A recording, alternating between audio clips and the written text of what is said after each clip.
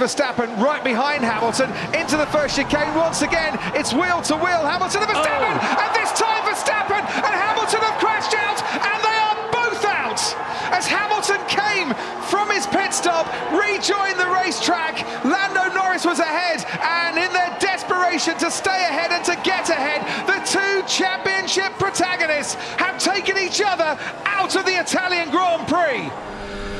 Hamilton on the right-hand side, coming out of the pit lane, moves across. Did Verstappen have enough space in the initial part of that chicane? With my teammate Hamlin and Bell for the front. Oh, gets Bell into the wall. Off of the front of Custer, and up in the air goes Ryan Preece. And for the second time in his career, he is flipping at Daytona. Good grief. Off the front bumper, we were talking about a lap before. We might have slightly, just coming back, we might have slightly different opinion on that, but we'll live with our decisions. I often different opinion about your shirts, Eddie, so... I suppose the concern is... He is conscious. Here's a replay of what happened. So coming down then, and over the back of Gonzalez, and that's huge. Lands on the gearbox. Oh my word, that is an enormous accident for Joseph Kral. No braking means that there is no speed rubbed off at all before he goes into the barrier at the end of turn 17. So he was actually, Martin, upside down, as you can see, and the roll hoop and the halo very much doing its job before the car digs in. Freigegeben, auf geht die Reise. Das sah nach einem guten Start von Marcus Armstrong aus. Ich glaube, da wird Hanse Schwierigkeiten kriegen in Kurve 1, und der ist schon vorbei. Marcus Armstrong ist schon vorbei in der Vorderfront, geht einer ganz gewaltig fliegen im hinteren Mittelfeld. Das ist Laurin Heinrich, der sich dort überschlagen hat. Und da war wohl auch Tom Beckhäuser mit beteiligt. Laurin Heinrich, das frühe Aus für einen hoffnungsvollen...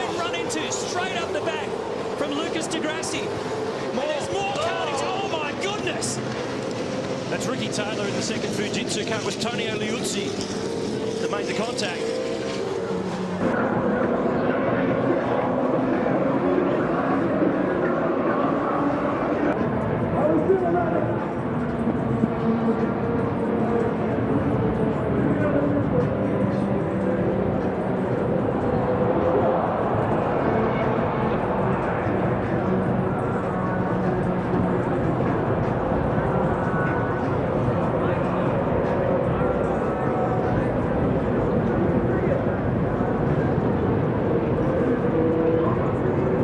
And that is John Cleland, and that's a good sight. Good to see him out. Here's the replay. He's well offline.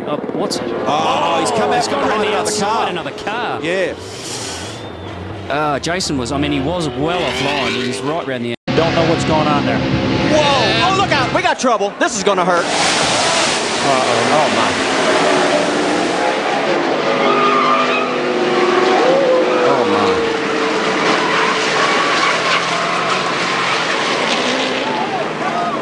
Yep. Keep your fingers crossed. Is the replay of what happened. Breck on the high side of Thomas Scheckter down the backstretch. At the end of the backstretch, there's the contact, and Breck's car up into the wall, virtually splitting in half. And here is the shot now from the end of the backstretch. It's a crash very reminiscent of Davey Hamilton.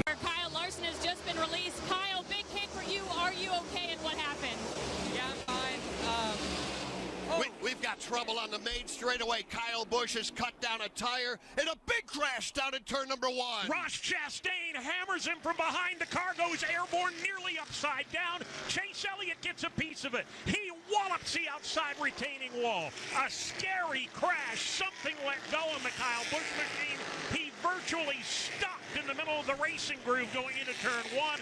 Ross Chastain, with nowhere to go, climbed up the... There's the marbles on the outside there. Sato gets loose. Oh, no. Oh, my goodness. That is a horrifying ride for Dario Franchitti. Oh, man. That is an oval crash we've seen before, and we hate to see that. Schumacher trying to overtake Eddie Irvine, and Schumacher is gone off. Schumacher, Verstappen, sorry. Oh, dear me, that is an appalling moment. Eddie Irvine pulling out to try and pass. He clipped Jos Verstappen, who was on his left-hand side. And that is an enormous moment at the end of the straight. And, well, we'll have to wait and see that again. That is always dangerous. Coming down. The electronics in the car shut down. Here's the replay. This will give us some explanations.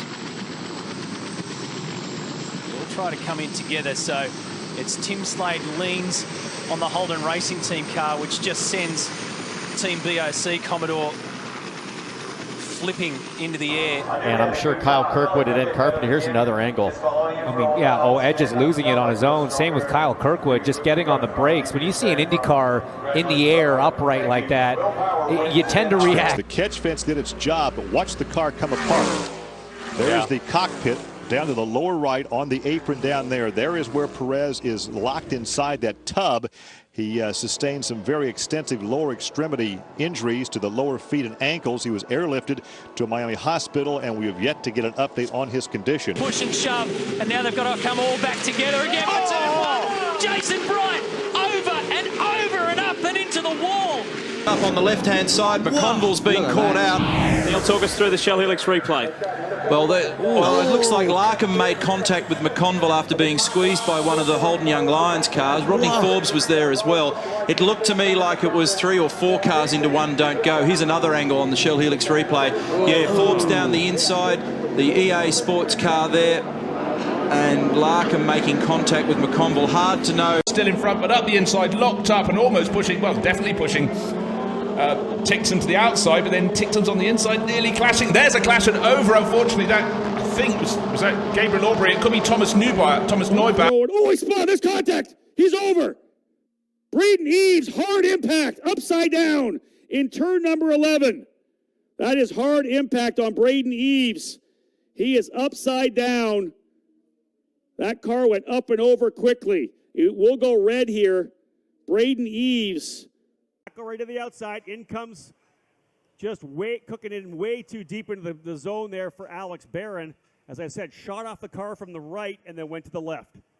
From being a driver to a passenger when his car left the track and became an airborne projectile after making contact with Jake Parsons down the straight.